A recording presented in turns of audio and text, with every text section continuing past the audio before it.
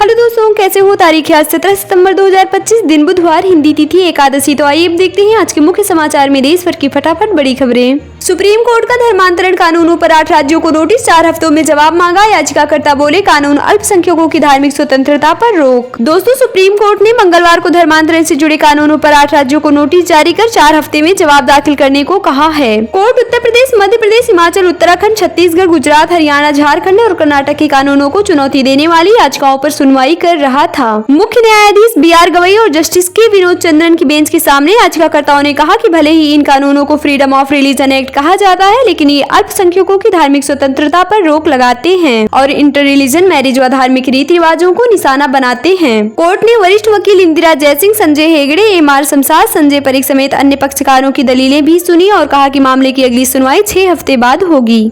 चलिए अगला अपडेट देखिए दोस्तों। तत्काल के बाद जनरल रिजर्वेशन में भी आधार वेरिफिकेशन जरूरी, पहले 15 मिनट सिर्फ आधार OTP से बुक कर सकेंगे टिकट, कालाबाजारी कम होगी। दोस्तों, इंडियन रेलवे 1 अक्टूबर से ऑनलाइन टिकट बुकिंग सिस्टम में बड़ा बदलाव करने जा रही है। रेल मंत्रालय ने ऐलान किया है कि अब तत्काल टिकट की तरह ही जनरल रिजर्वेशन टिकट की बुकिंग करते वक्त भी ई-आधार वेरिफिकेशन जरूरी होगा।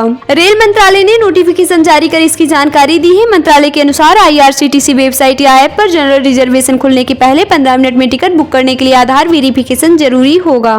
इससे फर्जी ID एजेंट्स की टिकटों की कालाबाजारी और बॉट्स की बुकिंग पर लगाम लगेगी। अगर आपका IRCTC अकाउंट पहले से आधार से लिंक है तो बुकिंग आसान रहेगी, वेटिंग कम होगी और टिकट जल्दी कंफर्म होंगे। रेलवे के कंप्यूटरीकृत PRS काउंटरों पर जनरल रिजर्वेशन टिकट बुक करने का पुराना शेड्यूल वही रहेगा। साथ ही रेलवे के अधिकृत टिकटिंग एजेंट्स के लिए पहले दिन टिकट बुकिंग पर 10 मिनट की पाबंदी भी बिना किसी बदलाव के जारी रहेगी।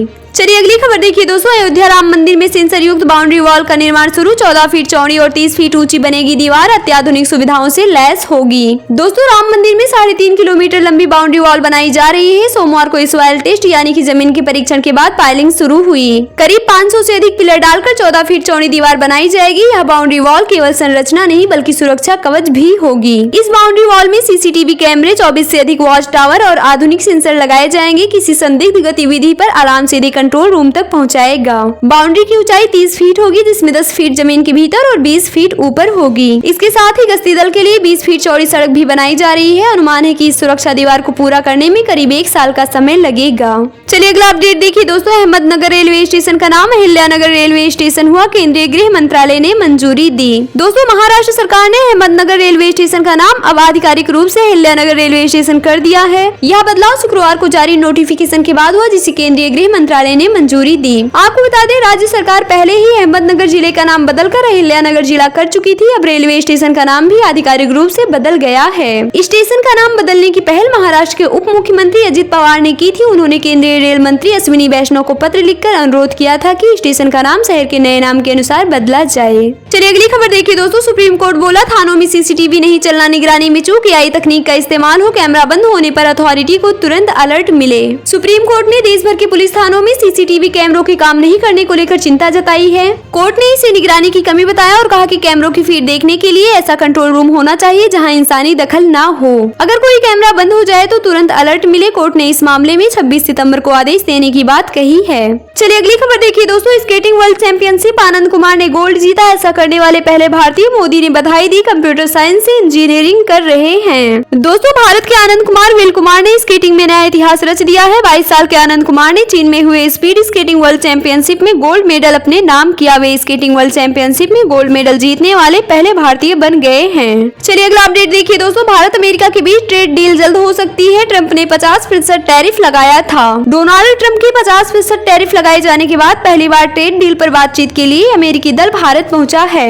दोनों देशों के बीच कल यानी 16 सितंबर को दिल्ली में एक मीटिंग हो रही है, जिसमें ये तय होगा कि ट्रेड डील पर छठे राउंड की बातचीत कब होगी। दोस्तों, आपको बता दें, दोनों देशों के बीच ट्रेड पर छठे दौर की बातचीत 25 से 29 अगस्त के बीच होनी थी, लेकिन अमेरिका की ओर से भारतीय सामानों पर 50% टैरिफ लगाने के कारण इसे टाल दिया गया था। आपको बता दें, अमेरिका ने रूस से तेल खरीदने की वजह से भारत पर यह टैरिफ लगाया था। इस बातचीत के लिए अमेरिका के assistant trade representative Brendan Lynch एक डेलीगेशन के साथ भारत आए हैं। वहीं भारत की ओर से इस बातचीत में कॉमर्स डिपार्टमेंट में स्पेशल सेक्रेटरी राजेश अग्रवाल की लीडरशिप में एक डेलीगेशन शामिल हो रहा है। चलिए अगली खबर देखिए दोस्तों। सुप्रीम कोर्ट बोला सुविधाएं नहीं तो ट्रिब्यूनल खत्म कर दें। रिटायर्ड जज नियुक्ति के बाद भी ज्वाइन नहीं कर रहे थे। अगली सुनवाई 16 दिसंबर को। सुप्रीम कोर्ट ने मंगलवार को केंद्र सरकार को ट्रिब्यूनलों की बदहाल स्थिति पर फटकार लगाई। कोर्ट ने कहा कि बुनियादी सुविधाओं के अभाव की वजह से हाई कोर्ट जज ट्रिब्यूनलों में पोस्ट रिटायरमेंट रोल लेने से बच रहे हैं। कोर्ट ने कहा कि यदि सरकार हालात सुधार नहीं सकती तो सभी ट्रिब्यूनल बंद कर देना चाहिए और यहाँ आने वाले मामलों को हाई कोर्ट भेजा जाना चाहिए।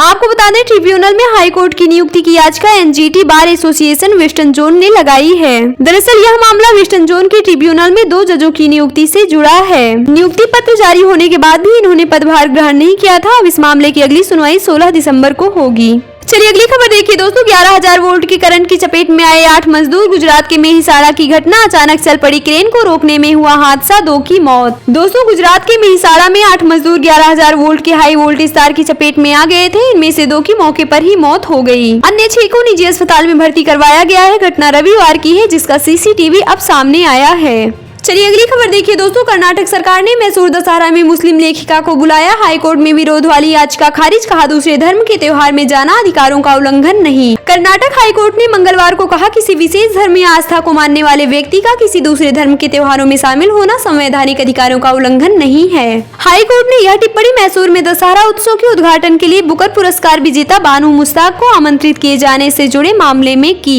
जस्टिस विभू बाखरू और जस्टिस सीएम जोशी की बेंच ने राज्य सरकार के इस फैसले को चुनौती देने वाली याचिकाओं को खारिज कर दिया। बेंच ने कहा संविधान के अनुच्छेद 25 के तहत धर्म का पालन और प्रचार करने के अधिकार को केवल मुश्ताक नामक सेलिब्रिटी को बुलाने तक सीमित नहीं किया जा सकता। चलिए अगला अपडेट देखिए दोस्तों। हरियाणा की महिलाओं के अकाउंट में 2100 रुपए नवंबर महीने से। मंत्री बोले 25 सितंबर को ऐप की लॉन्चिंग। एक मोबाइल से 25 रजिस्ट्रेशन होंगे। दोस्तों हरियाणा में लाडो लक्ष्मी योजना के तहत महिलाओं को 1 नवंबर से 2100 रुपए मिलने शुरू हो जाएंगे। कैबिनेट मंत्री कृष्ण बेदी ने कहा कि 25 सितंबर को मुख्यमंत्री इसका ऐप लॉन्च करेंगे। इस दौरान जिलों में भी कार्यक्रम होंगे। उन्होंने बताया कि एक फोन से 20 से 25 महिलाएं रजिस्ट्रेशन कर सकती हैं। जिनके पास स्मार्टफोन नहीं है वो एक ही फोन से अपना रजिस्ट्रेशन कर पाएंगी। इसके लिए उन्हें CSR सेंटर तक दौड़ लगाने की जरूरत नहीं है। वहीं कृष्ण बेदी ने बताया कि इस योजना पर 4062 करोड़ रुपए सालाना खर्च होगा। जो महिलाएं 15 सालों से हरियाणा में रह रही हैं उन्हें भी इस योजना का लाभ मिलेगा। चलिए अगली खबर देखिए दोस्तों। योगी सरकार टीईटी अनिवार्यता के खिलाफ सुप्रीम कोर्ट जाएगी। रिवीजन याचिका दाखिल करेगी। सीएम बोले हमारे टीचर्स योग्य। दोस्तों योगी सरकार टीईटी की अनिवार्यता के सुप्रीम कोर्ट के फैसले के खिलाफ रिवीजन याचिका दाखिल करेगी। सीएम योगी ने बेसिक शिक्षा विभाग को इसका आदेश दिया है। उन्होंने कहा हमारे टीचर अनुभवी हैं। सरकार उन्हें प्रशिक्षण देती है। उनकी योग्यता को नजरअंदाज करना ठीक नहीं है। दरअसल 1 सितंबर को सुप्रीम कोर्ट ने देश भर में टीचर्स के लिए टीईटी अनिवार्यता का फैसला सुनाया था। कोर्ट ने कहा था जो टीचर टीईटी पास नहीं कर पाएंगे उन्हें नौकरी छोड़नी होगी। कोर्ट के इस फैसले ने लाखों टीचर्स की चिंता बढ़ा दी। वो परेशान हैं। यूपी पहला राज्य है जो सुप्रीम कोर्ट के फैसले के खिलाफ रिवीजन याचिका दाखिल कर रहा है। चलिए अगली खबर देखिए दोस्तों। राजस्थान की नदी का जहरीला पानी, मर रहे पशु पक्षी। सुप्रीम कोर्ट ने संज्ञान लिया। फैक्ट्रियों का कचरा, केमिकल बहाया जा रहा। 20 लाख की आबादी प्रभावित। सुप्रीम कोर्ट ने जोधपुर की जोजरी नदी में फैक्ट्रियों के केमिकल युक्त जहरीले पानी से पनपे भयावह हालात पर स्वतः संज्ञान लिया है। जस्टिस विक्रमनाथ और जस्टिस संदीप मेहता की बेंच ने मंगलवार को इस मामले पर सुनवाई करते हुए चिंता जताई। कोर्ट ने कहा नदी में फैक्ट्रियों से निकलने वाला प्रदूषित पानी और कचरा डाला जा रहा है। इससे अनगिनत गाँव प्रभावित है। इन गाँवों में पीने योग्य पानी भी नहीं बचा है। आपको बता दें लूड़ी और जोजरी नदी के किनारे बसे गाँव में बारिश के बाद हालात और ज्यादा भयावह हो चुके हैं। हर तरफ काले पानी के तालाब दिखाई दे रहे हैं। पशु पक्षी तालाब का प्रदूषित पानी पीकर अपनी जान गंवा रहे हैं। इससे इन इलाकों में जीव जंतुओं की संख्या भी लगातार कम हो रही है। प्रदूषित पानी के कारण 15 से 20 लाख आम नागरिक भी प्रभावित हैं। चलिए अगली खबर देखिए दोस्तों। हरियाणा में नए क्रिमिनल कानून लागू करने की तैयारी तेज। अमित शाह आएंगे कुरुक्षेत्र। सीएम सैनी ने बुलाई अफसरों की मीटिंग। हरियाणा में 3 अक्टूबर से केंद्र सरकार के 3 नए क्रिमिनल कानून पूरी तरह लागू हो जाएंगे। इस लॉन्च इवेंट की शुरुआत केंद्रीय गृह मंत्री अमित शाह कुरुक्षेत्र से करेंगे। इसके मद्देनजर मुख्यमंत्री नायब सिंह सैनी ने 16 सितंबर को अहम बैठक बुलाई थी जिसमें अधिकारियों के साथ प्रदेश में इन कानूनों को लागू करने की तैयारियों पर चर्चा होगी। तो चलिए दोस्तों आज का मौसम अपडेट देख लेते हैं। लेकिन इससे पहले अगर आप हमारे चैनल पर नए हैं तो हमारे चैनल को सब्सक्राइब करके बेल आइकन जरूर दबा दीजिए रोजाना ऐसी ताजा और काम की खबरों को देखते रहने के लिए। और यार वीडियो अच्छा लगा हो तो प्लीज एक लाइक भी जरूर कर देना। उत्तराखंड की टोंस नदी में ट्रैक्टर बहा, 8 लोगों की मौत। देहरादून में बादल फटा, 4 लोगों की जान गई। मंडी में 4 की मौत। दोस्तों, उत्तराखंड के देहरादून में मंगलवार सुबह 5 बजे बादल फटा। इससे तमसा, कार्लीघाट, टोंस और सहस्त्रधारा नदी में जल स्तर बढ़ गया। सहस्त्रधारा समेत आसपास के कई इलाकों के घरों, दुकानों और मंदिरों में 5-6 फीट तक पानी भर गया। कई सड़कें भी बह गईं। विकासनगर में टोंस नदी में पानी का बहाव अचानक तेज होने से मजदूरों से भरी एक ट्रैक्टर ट्रॉली नदी में बह गई। इसमें 8 लोगों की मौत हो गई और 4 लोग लापता हैं। वहीं मालदेवता में सौंग नदी में 5 लोग बह गए, जिसमें 4 के शव मिल गए हैं, जबकि 1 लापता है। तमसा नदी के किनारे बने टपकेश्वर महादेव मंदिर में पानी भर गया। यहाँ मौजूद दुकानें बह गई, 2 लोग लापता हैं। सहस्त्रधारा में 5 लोगों को बचाया गया। SDRF, NDRF और स्थानीय प्रशासन की टीमें राहत और बचाव कार्य में जुटी हैं। वहीं दोस्तों, हिमाचल प्रदेश की मंडी में मंगलवार को लैंडस्लाइड से एक मकान ढह गया। इसमें एक ही परिवार के 5 लोग मलबे में दब गए, जिसमें 3 लोगों की मौत हो गई, जबकि 2 लोगों को सुरक्षित रेस्क्यू किया गया। वहीं मंडी के दरंग में मंगलवार सुबह मंदिर जा रहे 2 लोग सुमाखड्ड के तेज बहाव में बह गए। इनमें से एक का शव मिल गया, जबकि दूसरे की तलाश जारी है। तो दोस्तों, ये तो थे पिछले 24 घंटे की कुछ मौसम अपडेट। अब आइए देख लेते हैं अगले 24 घंटे का मौसम पूर्वानुमान। आज पूर्वी उत्तर प्रदेश, बिहार, उप हिमालयी पश्चिम बंगाल, सिक्किम और अंडमान निकोबार द्वीप समूह में मध्यम से भारी बारिश संभव है। महाराष्ट्र, पूर्वी और दक्षिणी मध्य प्रदेश, झारखंड, कर्नाटक और तेलंगाना में हल्की सी मध्यम बारिश के साथ कुछ स्थानों पर भारी बौछारें हो सकती हैं। पूर्वोत्तर भारत, बिहार, पश्चिम बंगाल, ओडिशा, झारखंड, पूर्वी उत्तर प्रदेश, हिमाचल प्रदेश, उत्तराखंड, दक्षिण गुजरात, छत्तीसगढ़, तेलंगाना, तमिलनाडु, केरल, लक्षद्वीप और आंध्र प्रदेश में हल्की से मध्यम बारिश हो सकती है। पश्चिमी उत्तर प्रदेश, जम्मू कश्मीर, पश्चिमी मध्य प्रदेश और लद्दाख में हल्की बारिश की संभावना है। वहीं पंजाब, हरियाणा, दिल्ली, राजस्थान और गुजरात के अधिकांश हिस्सों का मौसम लगभग शुष्क रहेगा। चलिए अगली खबर देखिए दोस्तों। असम की अफसर के घर मिले 2 करोड़ की जेवर, 92 लाख कैश बरामद। असम सीएम बोले रिश्वत लेकर हिंदुओं की जमीन संदिग्धों के नाम की। दोस्तों, असम सिविल सेवा की अधिकारी नुपुर बोरा को आय से ज्यादा संपत्ति रखने के आरोप में हिरासत में लिया गया। स्पेशल विजिलेंस टीम ने नुपुर की गुवाहाटी वाले घर पर छापा मारा, जहां से 92 लाख नकद और लगभग 2 करोड़ के जेवर बरामद किए गए। एक दूसरी टीम ने बारपेटा में उनकी किराए के घर पर भी छापा मारा, जहाँ से करीब 10 लाख नकद बरामद हुए। विजिलेंस ने नुपुर के सहयोगी लाट मंडल सुरजीत डेका के घर भी छापा मारा। नुपुर पर आरोप है कि उन्होंने बारपेटा रेवेन्यू सर्किल में रहते हुए पैसे के बदले हिंदुओं की जमीन संदिग्ध व्यक्तियों के नाम की थी। फिलहाल नुपुर कामरूप के गोराईमारी में सर्किल ऑफिसर हैं। सीएम शर्मा ने कहा कि विवादित जमीन मामलों में नाम जुड़ने की शिकायतों के बाद पिछले 6 महीनों से उन पर नजर रखी जा रही थी, इसीलिए हमने उनके खिलाफ सख्त कार्रवाई की है। चलिए अगला अपडेट देखिए दोस्तों। रिटायर्ड IAS अमित खरे उपराष्ट्रपति राधाकृष्णन के सेक्रेटरी बने। बिहार का चारा घोटाला उजागर किया, पीएम मोदी के सलाहकार रहे। बिहार झारखंड कैडर के 1985 बैच के retired IAS officer Amit Khare को उपराष्ट्रपति CP राधाकृष्णन का सेक्रेटरी नियुक्त किया गया। Department of personal and training DOPT ने रविवार 14 सितंबर को आदेश जारी कर इसकी जानकारी दी। आदेश के अनुसार खरे की नियुक्ति कॉन्ट्रैक्ट बेसिस पर है और उनका कार्यकाल 3 सालों के लिए होगा।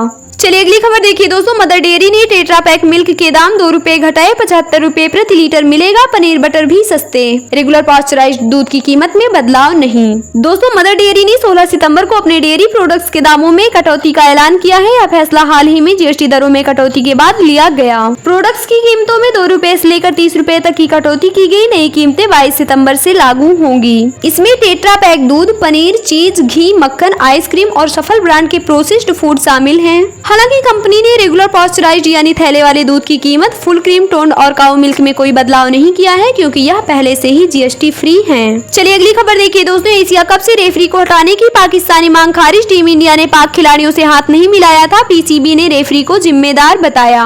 दोस्तों, PCB की एशिया कप से मैच रेफरी एंडी पायक्रॉफ्ट को हटाने की मांग मंगलवार को ICC ने खारिज कर दी। 14 सितंबर को भारत पाक मैच के दौरान टीम इंडिया ने पाकिस्तानी खिलाड़ियों से हाथ नहीं मिलाया था। पाकिस्तान क्रिकेट बोर्ड ने इसके लिए मैच रेफरी को जिम्मेदार बताया था।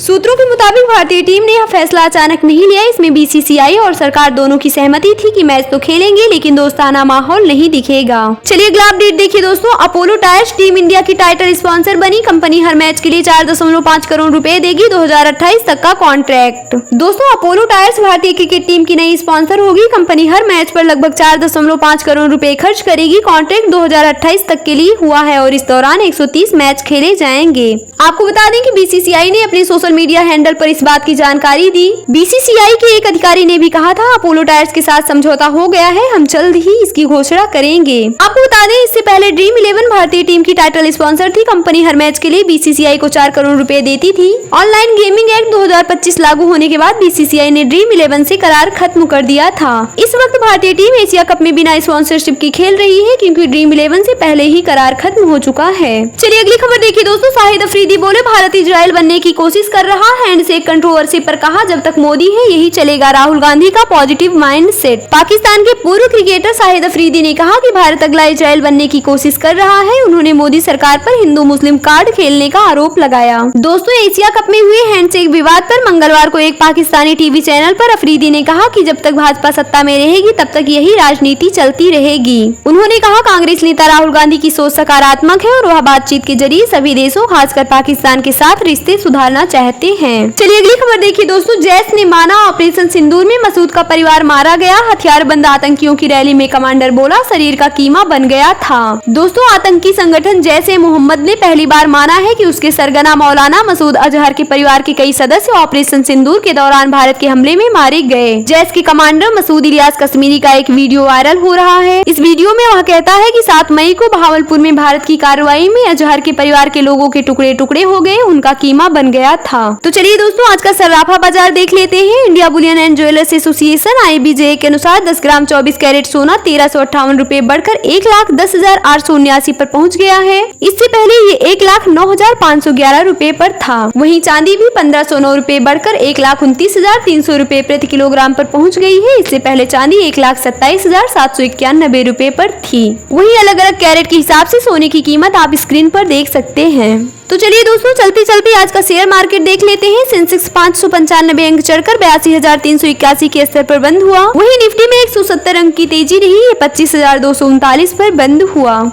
तो दोस्तों, ये थी आज की फटाफट बड़ी खबरें। तो यार वीडियो को लाइक और शेयर कर देना और की न्यूज चैनल को सब्सक्राइब करके बेल आइकन जरूर दबा देना। रोजाना ऐसी महत्वपूर्ण जानकारियां देखते रहने के लिए। तो अपना ख्याल रखिएगा, मिलेंगे नेक्स्ट अपडेट में। तब तक के लिए जय हिंद, वंदे मातरम।